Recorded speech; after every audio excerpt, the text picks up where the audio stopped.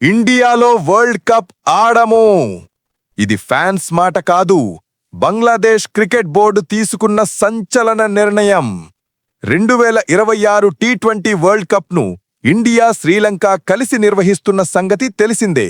కానీ బంగ్లాదేశ్ గ్రూప్ మ్యాచ్లు ఇండియాలో ఉండటంతో భద్రత, రాజకీయ కారణాలు చూపిస్తూ మ్యాచ్లను కొలంబోకి మార్చాలని ఇంటర్నేషనల్ క్రికెట్ కౌన్సిల్ ఐసీసీని కోరింది.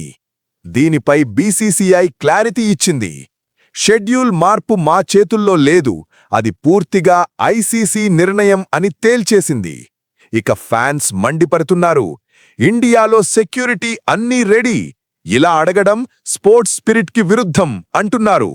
ఒకవేళ ఐసీసీ ఒప్పుకుంటే రేపు మిగతా దేశాలు కూడా ఇదే అడిగితే ఏం చేస్తారు? మీ అభిప్రాయం ఏమిటి? బంగ్లాదేశ్ కోరిక న్యాయమా లేక ఇండియాలోనే ఆడాలా? కామెంట్ చేయండి అండ్ ఫాలో అవ్వండి.